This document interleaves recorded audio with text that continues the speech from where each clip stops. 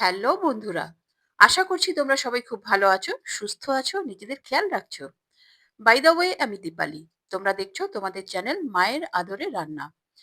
বন্ধুরা, দেখে কি মনে হচ্ছে তোমাদের সঙ্গে আজকে আমি আবারও ডিমের কারি রেসিপি শেয়ার করব? একদমই সেটা নয়। আজকে আমি তোমাদের সঙ্গে শেয়ার করতে চলেছি মেথি মালাই কড়াইশুঁটি পনির। তাহলে চলো কথা না বাড়িয়ে সরাসরি রেসিপিতে চলে যাই। দেখো, এর জন্য আমি প্রথমে নিয়ে নিয়েছি এক আঁটি মেথি শাক, যেটাকে আমি বেছে নিয়েছি, বেছে এবং ধুয়ে নিয়েছি। ছোট ছোট ডাঁটা রেখে দিয়েছি, এতে কিন্তু ফ্লেভারটা খুব ভালো আসবে। যদিও ডাঁটাগুলো খুবই নরম, সেদ্ধ হয়ে যাবে।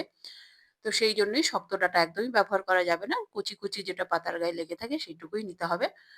তো এর জন্য প্রথমে আমি কড়া বসিয়ে দিয়েছি গ্যাসে, এর মধ্যে দিয়ে দিলাম ১ কিউব বাটার এবং সেটা মেল্ট হওয়ার পর দিয়ে দিলাম একটা তেজপাতা, ২ টুকরো দারচিনি, ২ টো এলাচ, কয়েকটা লবঙ্গ এবং কয়েকটা গোলমরিচ দিয়ে ভালো করে ১০ থেকে ১৫ সেকেন্ড নাড়াচাড়া করার পর এর মধ্যে দিয়ে দিলাম ১০-১২ টা রসুনের কোয়া এবং ১ ইঞ্চি আদার টুকরো ভালো করে ফ্রাই করে নিচ্ছি, যতক্ষণ না এদের কাঁচা গন্ধটা চলে যায়।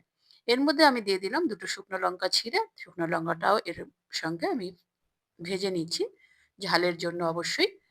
তো এরপর আমি দিয়ে দেবো এখানে ২ টো মাঝারি সাইজের পেঁয়াজ কুচি। পেঁয়াজ কুচিটা ভালো করে লাল করে আমাদের কিন্তু ভেজে নিতে হবে একদম লো ফ্লেমে। দেখতেই পাচ্ছ অনেকটা কিন্তু কালার চেঞ্জ হয়ে গেছে। এরপর আমি দিয়ে দিলাম কয়েকটা কাজু বাদাম। কাজু বাদামও আমি এর সঙ্গে ভেজে নেব। ৮-১০ টা কাজু বাদাম আমি দিয়েছি এখানে এবং কাজু বাদামটা এর সঙ্গে আমি ভেজে নিচ্ছি। দেখো, আমাদের কিন্তু ভাজা হয়ে গেছে। আমি কিন্তু নামিয়ে নিয়েছি। অন্য একটা পাত্রে ট্রান্সফার করে এটাকে ঠান্ডা করে নেব। তারপরে মিক্সিতে পেস্ট করব। এর মধ্যে আমার কিন্তু পেঁয়াজ ভাজা হতে হতে মেথি শাকটা কাটা হয়ে গেছে। দেখতেই পেলে ঝিরি করে আমি কেটে নিয়েছি। এরপর কড়াতে আমি দিয়ে দিলাম ১ চামচ সাদা তেল এবং ১ কিউব বাটার। এর মধ্যে দিয়ে দিলাম ১/২ চামচ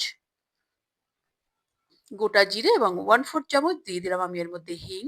এর মধ্যে আমি এবার মেথি শাকটাকে দিয়ে ভালো করে আমি ভেজে নেব।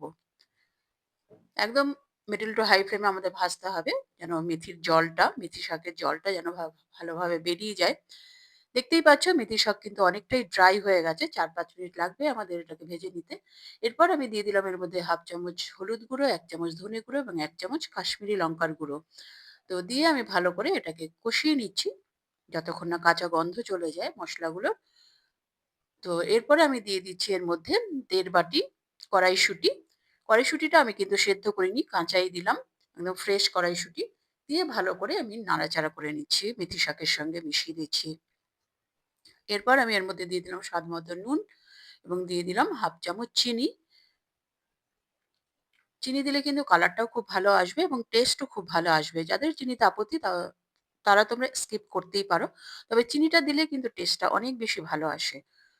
তো দেখো, আমি কিন্তু ৩-৪ মিনিট ঢাকা দিয়ে রেখে দিয়েছিলাম। ঢাকা খুলে আবার একটু নাড়াচাড়া করে দিচ্ছি, যেন কড়াইশুঁটিটা ভালোভাবে প্রপার কুক হয়ে যায়, সেইজন্যই ঢেকে রাখা। এরপর আমি যে সমস্ত উপকরণ ভেজে রেখেছিলাম, তো সেটাই আমি মিক্সিতে পেস্ট করে নিয়েছি। সেটাই আমি দিয়ে দিলাম কড়াইশুঁটির সঙ্গে মিশিয়ে ভালো করে আমি কষিয়ে নেব। ৩-৪ মিনিট আমাদের কষিয়ে নিতে হবে মিডল টু হাই ফ্লেমে।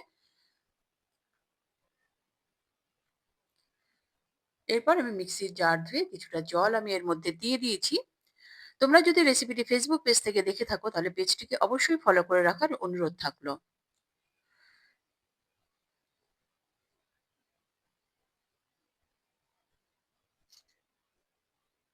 এরপর আমি এটাকে ঢেকে রেখে দেবো ৪-৫ মিনিট, যেন কড়াইশুঁটিটা প্রপার কুক হয়ে যায়। আমি এখানে নিয়ে নিয়েছি ২০০ গ্রাম পনির, হাতে ভালো করে ক্রাশ করে নিয়েছি। এর মধ্যে দিয়ে দিলাম গোটা জিরে, ধনেপাতা, কাঁচা লঙ্কা কুচি, কাশ্মীরি লঙ্কার গুঁড়ো, স্বাদ মতো নুন এবং কিছুটা আমি খোয়া ক্ষীর এরকম গ্রেট করে দিয়ে দিচ্ছি এর মধ্যে। তাহলে কিন্তু টেস্টটা খুবই ভালো আসবে। তোমরা কিন্তু রেসিপিটি অবশ্যই ট্রাই করবে। ট্রাই করে আমাকে কমেন্ট করে জানাবে এবং সমস্ত উপকরণগুলি আমি ভালো করে মেখে নিচ্ছি। একদম নরম একটা ডো মতো আমি করে নিচ্ছি।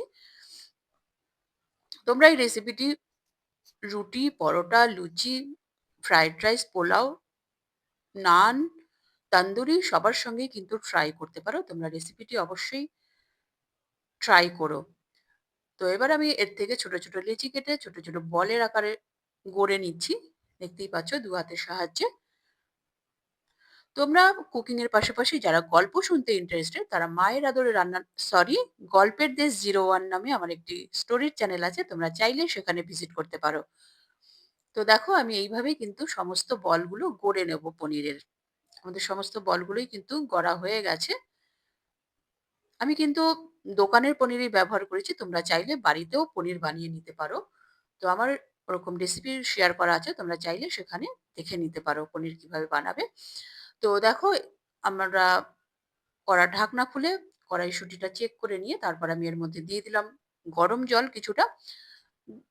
১ গ্লাস মতো জল দিয়েছি আমি এখানে। এই কড়ার উপরেই আমি একটা ছিদ্রযুক্ত থালা রেখে তো সেটাকে আমি তেল ব্রাশ করে নিয়েছি। তার উপরে পনির বলগুলো আমি এর মধ্যে রেখে দিচ্ছি। যেন পনিরটা ভালোভাবে সেদ্ধ হয়ে যায়। ৪-৫ মিনিট আমাদের কিন্তু এটাকে রেখে দিতে হবে। তাহলে কিন্তু সেদ্ধ হয়ে যাবে এবং তোমরা চাইলে এটাকে ফ্রাইও করে নিতে পারো। তো ফ্রাই করার খুব একটা দরকার হবে না। এভাবেই কিন্তু হয়ে যাবে। তো কড়াইশুঁটির মধ্যে আমি এর মধ্যে মিশিয়ে দিলাম কিছুটা ধনেপাতা কুচি। ভালো করে মিশিয়ে দেওয়ার পর আমি পনিরের বলগুলো কিন্তু কড়াইশুঁটির সঙ্গে এড করে দিচ্ছি। একটু সাবধানে দিতে হবে।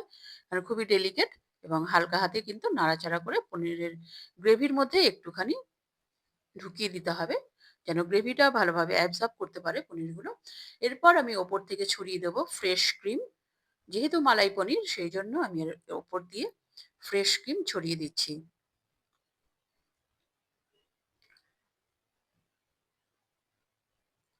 এবং ভালো করে মিশিয়ে দিচ্ছি গ্রেভির সঙ্গে।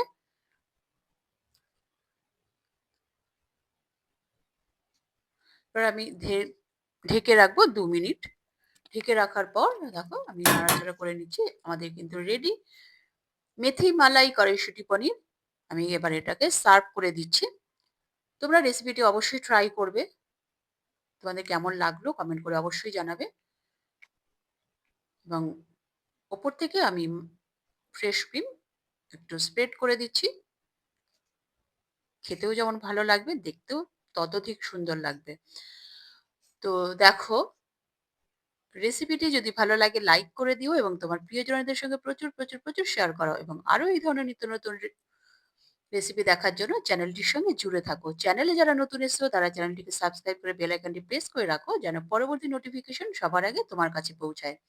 এবার কিন্তু আমার চেখে দেখার পালা। চেখে দেখতেই হবে, এত কষ্ট করে বানালাম। কেমন টেস্ট হয়েছে?